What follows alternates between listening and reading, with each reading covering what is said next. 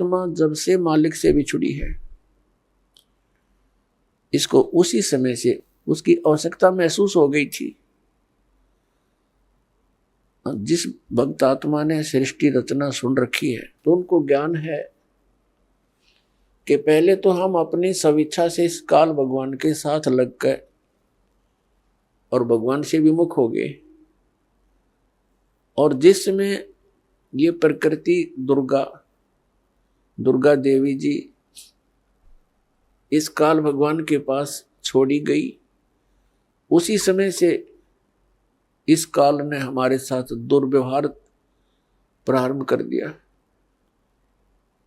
और उसी दिन से और आज तक हमें सिवाय परेशानी के कुछ नहीं मिला। तो उसी समय इसको महसूस हो गया था, इस दुर्गा को पुकार की थी, भगवान मुझे बचा ले। अपने पैर पे कुआड़ा मार के हम यहाँ आए हैं और पुकार करते हैं भगवान बचा ले। अभी तक हम उस भगवान से प्रार्थना करते रहे जो हमें दुखी तो कर सकता है, सुखी नहीं कर सकता। वो कौन है? ये ब्रह्म है, ज्योत निरंजन काल है, जिसके लोक में हम यहां रह रहे हैं। और इसके 3 पुत्र हैं, रजगुण श्री ब्रह्मा जी, सतगुण श्री विष्णु जी और तमगुण श्री शिव जी। हम इनसे भी अर्ज करते हैं हमारी रक्षा करो। ये अपनी रक्षा नहीं कर सकते क्योंकि ये सक्षम नहीं है, ये समर्थ नहीं है, ये भी अपने कर्म के दंड को ही भोगते हैं। और इनको इतना ही अधिकार दिया हुआ है कि जो जैसे कर्म करेगा वैसा ही फल तुम दे सकते हो, इससे हटकर आप कुछ नहीं कर सकते। ये केवल हमें अपना किया कर्म ही दे सकते हैं, और ये काल भगवान के अधीन है, ये विवश हैं, और अपने ही ये भाई बहन हैं, इनकी पिछले पुण्य कर्म अधिक है, इनको उच्च पोस्ट प्राप्त मिल गई इस ब्रह्मांड की। लेकिन ये आपके साथी हैं, दुश्मन नहीं, लेकिन ये विवश हैं। इस काल भगवान के संकेत के बगैर ये कुछ नहीं कर सकते, और इनको केवल जैसा कर्म प्राणी करता है वैसा ही फल देने का ही अधिकार है, इसे हटकर नहीं। ना ये किसी को सुखी कर सकते और ना ये किसी को दुखी कर सकते। इनसे हटकर जो और अन्य देवता है उनकी तो बात ही छोड़ो। तो कहने का भाव ये है कि जब से हम भगवान से बिछड़े हैं, संकटों को झेल रहे हैं, मां कष्ट उठा रहे हैं, और ऐसे ही तड़प तड़प कर हम शरीर त्याग जाते हैं, और हम भगवान से पुकारते भी रहते हैं, सुनाई बिल्कुल नहीं होती है। जो कष्ट आना है आ ही जाता है। तो हम किस भगवान से पुकार करते हैं जो सुख दे ही नहीं सकते, और जो भगवान हमें सुख दे सकता है हमारे प्रारब्ध के अंदर यानी किस्मत में लिखे हुए पापों को नाश कर सकता है, क्योंकि पापों के नाश होने से ही सुख हो सकता है जीव को। तो उसकी हमें जानकारी नहीं, उसका ज्ञान नहीं, क्योंकि इसका काल ने अपने बहुत से एजेंट तैयार कर रखे हैं जो संत कहलाते हैं, महंत कहलाते हैं। मंडलेश्वर आचार्य और शंकराचार्य कहलाते हैं। इन्होंने पूरे मानव को भ्रमित कर दिया, और साथ में ये काजी और मुल्ला और पीर और ये ईसाई धर्म के फादर, ये सब भ्रमित हैं। इनको किसी को भी अध्यात्म पूर्ण ज्ञान नहीं।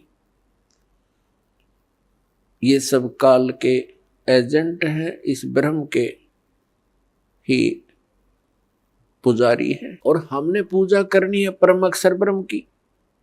वो परम अक्षर ब्रह्म ही सब पापों को नाश कर सकता है, और जब तक पाप नाश नहीं होगा जीव सुखी नहीं हो सकता। तो पुण्यात्मा, सत्संग के अंदर सर्वप्रथम तो ये याद दिलाई जाती है कि मनुष्य जीवन किस लिए प्राप्त होता है। मनुष्य जीवन के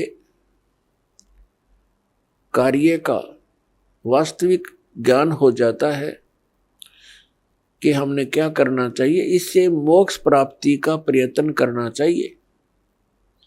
कल्याण के लिए सबसे अधिक प्रयत्न करना चाहिए। तो उसके बाद आवश्यकता पड़ती है कि गुरु पूरा हो। तो गुरु पूरे से फिर आपका काम चलेगा। इसमें मुख्य ये दो कड़ी होती है। प्रथम, पूर्ण संत की प्राप्ति होने पर ही आपको सत्संग प्राप्त होगा, और सत्संग से ये ज्ञान होगा कि मनुष्य जीवन किस लिए मिला था। तो फिर आपका कल्याण बहुत आसानी से हो जाएगा। तो पुण्यात्मा, जो संपूर्ण ज्ञान है, संपूर्ण अध्यात्म ज्ञान है, ये पूर्ण संत ही बता सकता है। अब जैसे परमात्मा ने कहा है कि मानुष जन्म पाय कर नहीं रटे हरि नाम, जैसे कुआ जल बिना बनवाया क्या काम। परमात्मा ने मनुष्य जीवन की आवश्यकता कितनी बताई है कि जो व्यक्ति, जो प्राणी मनुष्य जीवन प्राप्त करके परमात्मा का नाम जाप नहीं करता, उसकी भक्ति साधना नहीं करता, वो तो ऐसा है जैसा जल रहित कूप होता है, वेल विदाउट वाटर, बिना पानी का कुआं। उसका नाम कूप अवश्य है जिसमें जल नहीं, लेकिन गुण कूप के नहीं। ठीक इसी प्रकार जो व्यक्ति परमात्मा की भक्ति नहीं करते, तो वो ऐसे हैं जैसे जल रहित कूप। उसका नाम मनुष्य अवश्य है, लेकिन गुण मनुष्य के नहीं हो सकते। उसके लिए सत्संग की आवश्यकता पड़ती है, और सत्संग के अंदर ये याद दिलाया जाता है कि परमात्मा की भक्ति किस लिए करें। परमात्मा की भक्ति इसलिए करें कि परमात्मा याद दिलाते हैं, साहेब से चितला ले रे मन गर्भ गुमानी। साहेब में भगवान से, परमात्मा से चितला, विशेष कसक बना भगवान की तरफ। अरे मन गर्भ गुमानी, हे अभिमानी मन, परमात्मा की तरफ लग जा। क्यों लग जा, किस लिए, क्या कारण है? ना लगने से क्या हानि है, लगने से क्या लाभ है? ना भी कमल में नीर जमा, तेरा दीना मैल बनाए। नीचे जठरा अग्नि जल थी, वहां तेरी करी सहाय। नीचे शीस चरण ऊपर को, वो दिन याद कराए। दांत नहीं जब दूध दिया था, अमी महारस खाए। बाहर आया भरम बुलाया, बाजे तोर सनाए। तू ही तो छोड़ दे, अब चला अधम किस राय। दाई आई घुटी प्याई, माता गोद खिलाए।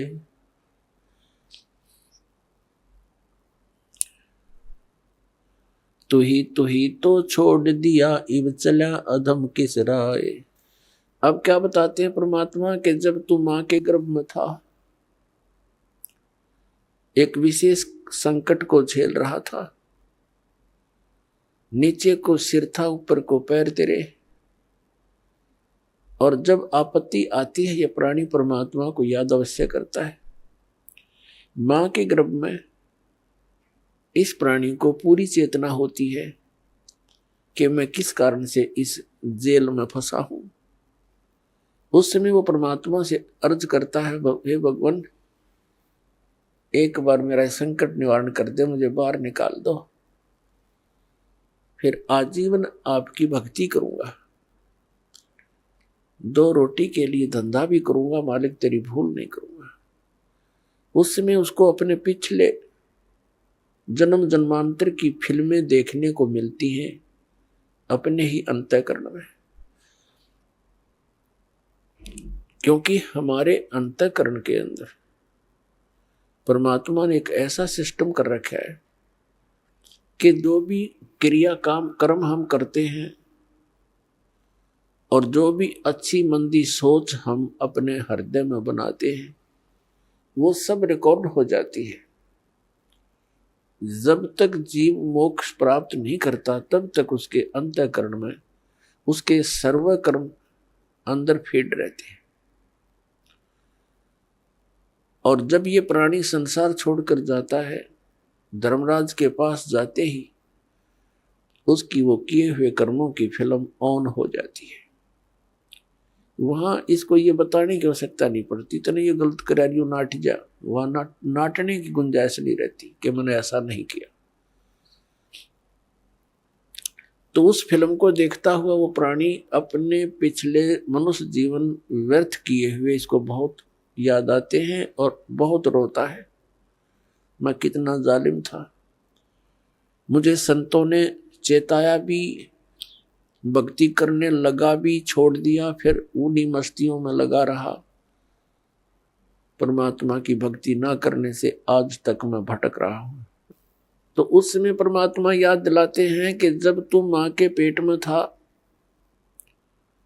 जब तो तू करा था, हे भगवान तू ही है सब कुछ, और आप एक बार मुझे इस मां की कैद से, पेट की कैद से बाहर निकाल दे, आपको कभी नहीं बोलूंगा। तो यहां परमात्मा कहते हैं बाहर आया और भरम बुलाया, अब चला अधम किसरा, ए नालायक, अब कौन सा रास्ता अपना लिया तूने।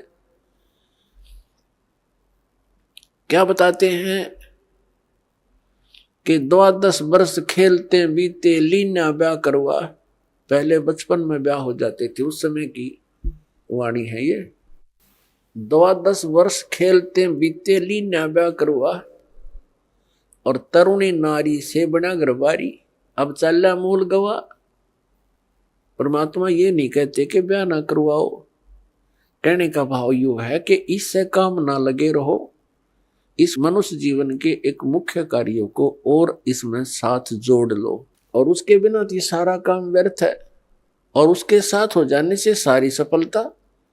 जब व्यक्ति महादुखी हो जाता है, अपने सतर के सब प्रयत्न ये कर लेता है, चाहे राजा भी क्यों न हो, तो उसको भगवान की आवश्यकता महसूस होती है। राजा लोग भी परमात्मा के लिए साधु संतों के पास जाते हैं, आशीर्वाद प्राप्त करते हैं। तो परमात्मा हमें याद दिलाने आते हैं कि तुम भिखारी क्यों बनो, वो साधु क्या करते हैं, वो भी तो भगवान की भक्ति करते हैं, तुम भी करो, तुम स्वयं धनी बनो उस भक्ति का, याचक क्यों बनो तुम। तो वह हमारे समझ में नहीं आई, क्योंकि हम इस गाइड गणे कर रखे हैं। हमने सोच ये रखा है कि भक्ति तो वो लोग करते हैं जो गुफाओं में बैठे, भक्ति तो वही कर सकते हैं जो बिल्कुल घर त्याग कर जंगल में जा बैठे, वो फरी हैं। वह फरी नहीं है, वो तो आपसे भी दुखी है। तो परमात्मा हमें याद दिलाते हैं कि तरुणी नारी से गरबारी और चाला मूल गवा। मूल का अर्थ है जो अपने मनुष्य जीवन के श्वास रूपी पूंजी, जो मूल धन तुझे प्राप्त हुआ था। ये मनुष्य जीवन के जितने श्वास हैं ये आपका धन है, ये मूल धन है, और इस मूल धन से हमने आगे व्यापार करना था, सौदा करना था, और इसको दुगना तिगना चौगुना करना था। परमात्मा कहते हैं कि 3 लोक और भवन चतुर्दश सब जग सौदे आही, और दुगने तिगने और किए चौगने और किन हो मूल गवाही। तीन लोक और भवन चतुर्दश, ये सभी अपने सौदे के लिए आए हुए। जैसे कोई व्यक्ति विदेश चला गया या दूसरे शहर में चला गया 2, 4, 10 लाख रुपए लेकर व्यापार करने की वजह से कि उनकी 10 के 20 बनाऊं, अपने नेक नीति से कमाऊं, और वो उन पैसों से ही जाकर के होटल में मौज मस्ती कर रहा है, व्यापार कर नहीं रहा, बिजनेस कर नहीं रहा, तो उस मूल धन को खर्च रहा है, उसको बर्बाद कर रहा है, और एक दिन कंगाल होकर स्वदेश लौट आएगा और किसी के मजदूर लगेगा। और दूसरा व्यक्ति उन 10 लाख रुपयों से सौदा खरीदता है, बेचता है, दुगने तिगने कर रहा है, तो उसने उसका यथार्थ लाभ प्राप्त कर लिया। ठीक इसी प्रकार जो मनुष्य जीवन प्राप्त प्राणी इस पूंजी को खर्च रहे हैं, कोई मंत्री बन गया, कोई प्रधानमंत्री बन गया, कोई जज बन गया, कोई IAS IPS बन गया, कोई फैक्ट्री का मालिक बन गया, ये पिछला धन है आपका। कोई मनुष्य जीवन ही आपको मिला है तो बहुत पुण्यकर्मी प्राणी है, आप धनी है भगवान के धन से। जिसको मनुष्य जीवन प्राप्त है वो मूल धन पूरा लिए हुए है। बाकी उच्च पोस्ट प्राप्त हो जाना, राजा बन जाना, ये उस भक्ति धन का एक एक्स्ट्रा आइटम है। ये केवल दान पुण्य का ही फल है इनका, और मूल पूंजी वो भक्ति वाली वो सबकी मनुष्य जीवन प्राप्त प्राणियों की एक जैसी है, जिनको मनुष्य जीवन मिल गया। चाहे वो रिक्शा चलाता है, चाहे मजदूर है, चाहे सेठ है, और चाहे मंत्री या प्रधानमंत्री है, कोई भी है। भक्ति धन आपका जो है नाम की कमाई वाला धन तो सबका समान है। और रहे पुण्यों का, उन पुण्यों से ये उच्च पोस्ट मिल जाती है। तो कहने का भाव ये है दास का कि जो इस मनुष्य जीवन के इस मूल धन से फिर से अपनी कमाई शुरू कर देता है, परम संत की शरण से उपदेश प्राप्त करके फिर अपने उस दैनिक कार्य के साथ साथ ये भी एक मजदूरी करता है, तो वो दुगने तिगने और चौगने बना रहा है अपने मूल धन के। अब परमात्मा ने आकर ये ज्ञान दिया है, और यथार्थ ज्ञान को भगवान ही बता सकते हैं, जीव तो अटकल लगाया करते हैं। आप देखिएगा पवित्र चारों वेदों और श्रीमद् भगवद गीता के अंदर जो ज्ञान है वो गॉड गिवन है, और परमेश्वर कबीर जी की वाणी वो गॉड गिवन है, स्वयं परमेश्वर ने आके बोली है। और उन महापुरुषों की वाणी जो परमात्मा से परिचित हुए, जिनको भगवान आकर सीधे मिले, उनको अपने से परिचित करा के वापस छोड़ा, उनकी वाणी भी गॉड गिवन है, क्योंकि उनका अनुभव आंखों देखा है परमात्मा की उन वाणी से भी मेल खाता है। तो इस प्रकार जो 18 पुराण हैं उनको देखिएगा, वो जीव की सोच है। इन ब्रह्मा विष्णु महेश और अन्य ऋषि महर्षियों का अपना ज्ञान अनुभव है, वो वेदों से बहुत कम मेल खाता है। तो इस प्रकार हमने अन्य के अनुभव को अपने भक्ति मार्ग में सहयोग में नहीं लेना है, आधार नहीं मानना है। इस ज्ञान को सुनने के लिए, ज्ञान को समझने के लिए 18 पुराण हमारे लिए एक विशेष सहयोगी हैं, लेकिन भक्ति की विधि के लिए इनका सहयोग हमने बिल्कुल नहीं लेना। और उसमें जो भी भक्ति क्रियाएं बता रखी हैं वो वेदों से नहीं मिलती हैं तो नहीं लेना, उनका पालन नहीं करना हमने, तभी हम सफल होंगे। तो क्या बताते हैं, ये मनुष्य जीवन जब तक आपके पास है तो आप इससे ये लाभ उठा सकते हो। क्या बताया है कि लोहे जैसा ताव जात है ये काया दे सराही, और तीन लोक और भवन चतुर्दश सब जग सौदय आही। जैसे कारीगर लोहे को गर्म करता है, उसको इतना गर्म कर देता है बहुत अधिक, और फिर उसको निकाल कर तुरंत उस पर चोटें लगाता है।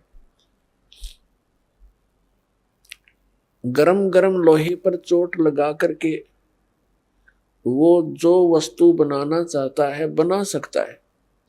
लोहे के जरा से भी ठंडा होने के उपरांत उसके ऊपर चाहे पूरे गणना झाड़ ले, चाहे घन मार ले, उसका कोई लाभ नहीं होगा। वो टेढ़ा मेढ़ा बन जाएगा, वो वस्तु नहीं बनेगी जिसके लिए प्रयत्न किया गया था। तो ये मनुष्य जीवन जिसका शांत हो जाएगा, जब तक मनुष्य जीवन है ये लोहा गर्म है, इस पर राम नाम की चोट मार के आप जो बनाना चाहते हो बना सकते हो। जब ये ठंडा हो जाएगा, मृत्यु हो जाएगी, फिर कुछ नहीं हो, चाहे पाछे इसकी श्राद्ध निकालते रहियो, वो तो ठंडा होने के बाद चोट मारनी है। और चाहे उसकी 13वीं करते रहियो, 13वीं 17वीं, वो तो लोहा ठंडा होने के बाद व्यर्थ प्रयत्न कर रहे हो। तो यहां क्या बताते हैं, तीन लोक और भवन चतुर्दश सब जग सौदय आही। दुगने तिगने किए चौगने किन्हु मूल गवाही। किसी ने तो दुगने तिगने चौगने कर लिए मनुष्य जीवन से सतभक्ति करके, और किन्होंने मूल का नाश कर लिया, मूल गंवा दिया, यानी मनुष्य जीवन को यही फू फर करके अन्य क्रियाओं में ही व्यर्थ कर गए। उन्होंने मूल धन का नाश कर दिया। अब भक्ति न करने से क्या हानि होगी। नर से तीतू पशुआ की जय, गद्दा बैल बनाई। ये 56 भोग कहाँ मन मूर्ख, कित कुरडी चरने जाई। पुण्यात्मा, हम मनुष्य जीवन प्राप्त करके उन सभी सुविधाओं को प्राप्त कर लेते हैं जो भगवान मनुष्य जीवन प्राप्त प्राणी को देता है। वो क्यों देता है? इसलिए देता है कि इन सुविधाओं को प्राप्त करके ये भक्ति कर लेगा, अपना कल्याण करा लेगा। जिनको मानव शरीर प्राप्त है, वो उनकी ड्रेस अन्य प्राणियों से भिन्न है। ड्रेस मीन आपका ये शरीर, ये बॉडी, ये ड्रेस है, एक पोशाक है आपकी, ये स्टूडेंट की है।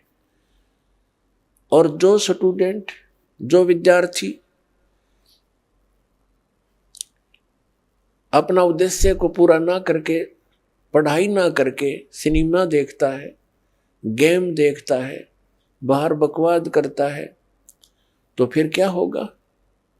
वो अपना जीवन नाश कर रहा है, वो अपने उद्देश्य से भटक चुका है। और फिर क्या बनेगा? वो मजदूर लगेगा और कहीं मिट्टी ढोएगा, रिक्शा चलाएगा, पल्लेदारी करेगा। जिस उद्देश्य से वो विद्यालय में गया था उससे चूक गया, वो लाभ प्राप्त नहीं कर सका। ठीक इसी प्रकार आप जी, जिनको भी मानव शरीर प्राप्त है, चाहे वो रिक्शा चालक है, चाहे कोई मजदूर है, चाहे कोई धनी व्यक्ति है, चाहे अधिकारी कर्मचारी है, या कोई मंत्री, प्रधानमंत्री, मुख्यमंत्री, राष्ट्रपति है, ये सब स्टूडेंट हैं। और जो ये भक्ति साधना नहीं कर रहे, वो अपने उद्देश्य से भटक चुके हैं। माता पिता से प्राप्त उस धन का वो दुरुपयोग कर रहे हैं। हमारा माता पिता कौन है? कबीर भगवान। उसने हमें ये पूंजी दे करके आपको फ्री कर रखा है। जैसे बच्चे को माता पिता 15-16 वर्ष तक बिल्कुल फ्री कर देते हैं, बढ़िया कपड़े देते हैं, बढ़िया खाना देते हैं, कोई काम भी नहीं लेते हैं, पैसे भी खूब खर्च करते हैं, तुम किसी प्रकार अपना उद्धार करवाओ, अपनी शिक्षा पूरी कर लो। तो पुण्यात्मा, परमात्मा ने आपको वो धन देकर यहाँ एक विशेष ड्रेस पर रखी है। इसमें विशेष सुविधाएं हैं जिससे आप भक्ति कर सकते हो। बच्चे को इसलिए सुविधा दी जाती है, विद्यार्थी को, कि इन सुविधाओं को प्राप्त करके ही वो अपनी भक्ति, वो पढ़ाई कर सकता है, तभी सफल हो सकता है। तो आप जी को परमात्मा ने ऐसी सुविधाएं दी है, खाने के लिए सुंदर अन्न, फल, आहार, काजू किस्म, सेब, संतरे, दूध, दही, और सद्बुद्धि दे रखी, मकान झोपड़ी घालो, प्राकृतिक आपदाओं से बचने के लिए भूख लगे जब भोजन खा लो, प्यास लगे जब जल पी लो, सब उपलब्ध है। उसके साधन बता दिए, जल ऐसे मिलता है। और फिर करना क्या था, बस बच्चे पैदा करो, इनको ब्याहो, इनको बस पाल पोस दो, फिर मर जाओ। क्या यही काम था इसका? ये तो पशु पक्षी भी कर रहे हैं।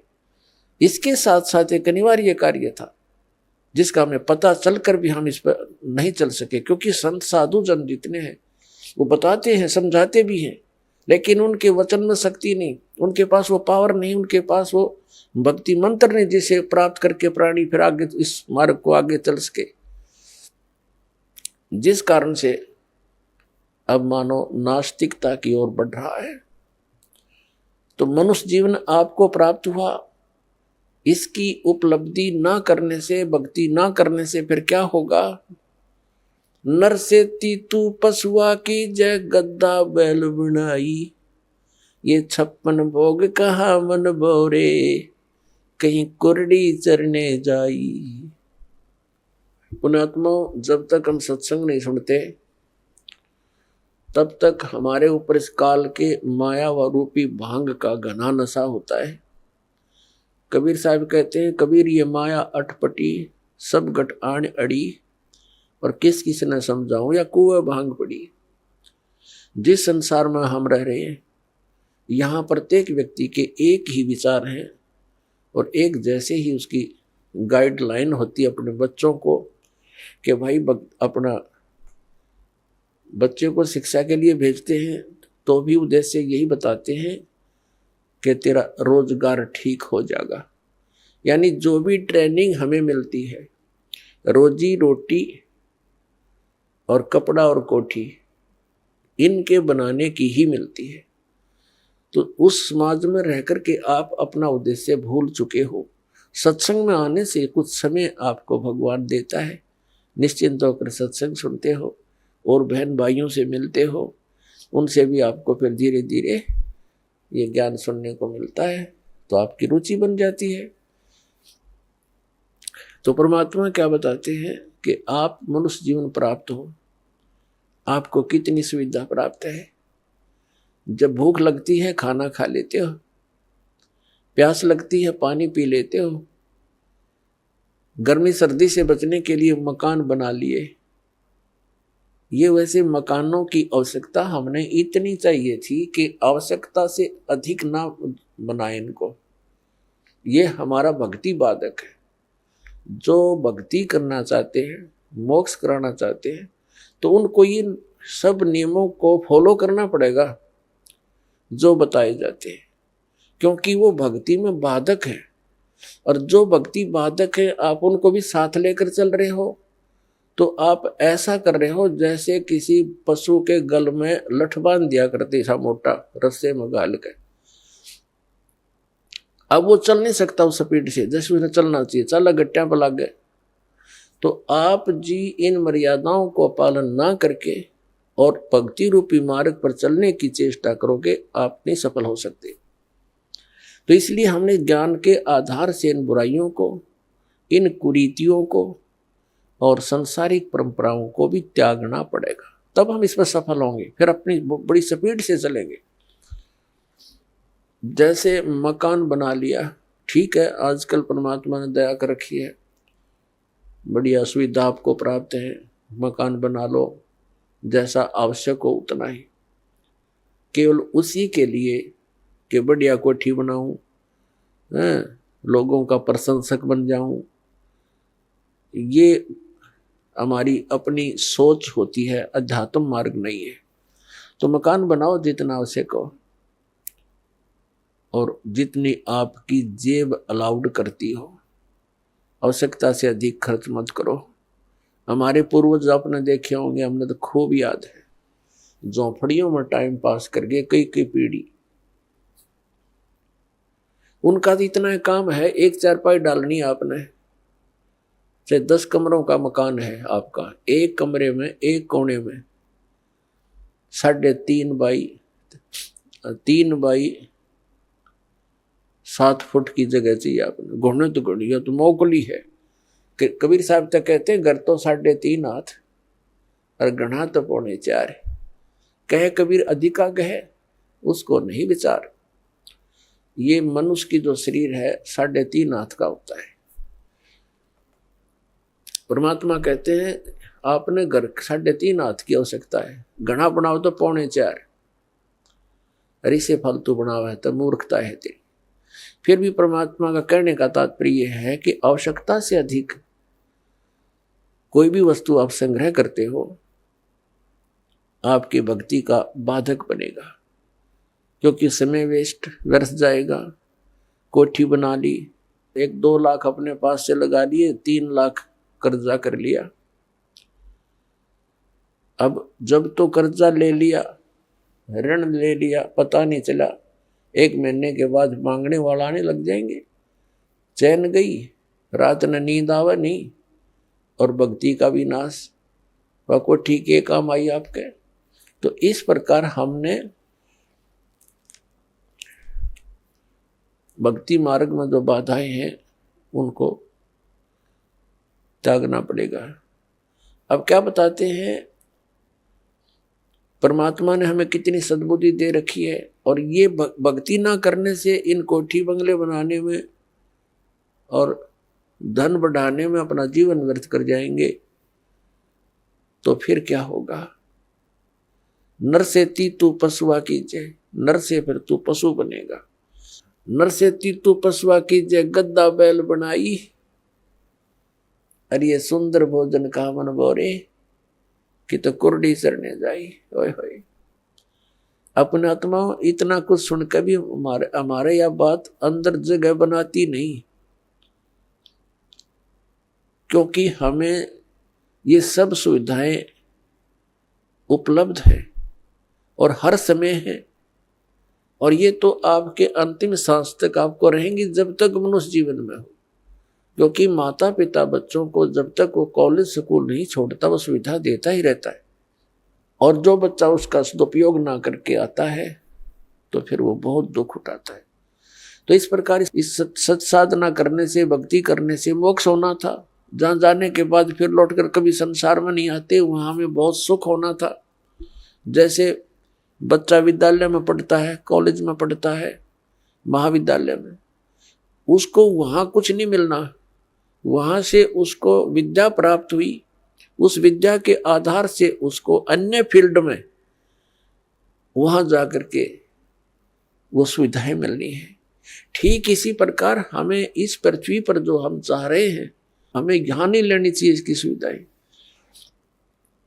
ये तो कॉलेज में मौज मार रहे हैं हम, ये सोच लो पृथ्वी की कोई भी वस्तु हम डिमांड कर रहे हैं या इसी में लगे रहे हैं, भक्ति की नहीं, तो हम कॉलेज में मौज मार रहे हैं, वो बहुत हानिकारक होगी। इसका लाभ हमें सतलोक में मिलेगा। सतलोक के बारे में आज तक जो जानकारी हमें प्राप्त हुई है, हमें मीन आप जी को इस दास के वचनों से पहले, तो वो कैसी जानकारी प्राप्त हुई है। सतलोक का एक विशेष कॉन्ट्रैक्ट ले रखा है किसने, राधा स्वामी पंथ वालों ने, और धन धन सतगुरु सच्चा सौदा सिरसा और जगमाल वाली वालों ने। और इनको सतलोक का कख भी पता नहीं, ना भक्ति मार्ग ठीक इनका, ना सतलोक की सतपुरुष की जानकारी। तो बताइए कहाँ ले जाएंगे प्राणी को। और फिर ये कबीर पंथी जितने हैं, ये भी सतपुरुष और सतलोक के गुण गाते हैं और सतनाम की महिमा मुख्य वर्णन करते हैं। इस दास ने इन सभी पंथों के ग्रंथों को बहुत गहराई से जाना, समझा, पढ़ा, और फिर परमात्मा से प्राप्त उस यथार्थ ज्ञान से तुलना की। इन कबीर पंथियों के पास भक्ति मार्ग की ABCD भी नहीं है, और न इन राधा स्वामी, जय गुरुदेव और ये सच्चा सौदा सिरसा वाले और जगमाल वाली इनके पास, और न इन अन्य संतों के पास तो होना कहा, न इन आचार्य और शंकराचार्यों के पास भक्ति मार्ग। ये तो सतलोक जानते ही नहीं, इनका तो सब्जेक्ट नहीं। ये तो श्री राम श्री कृष्ण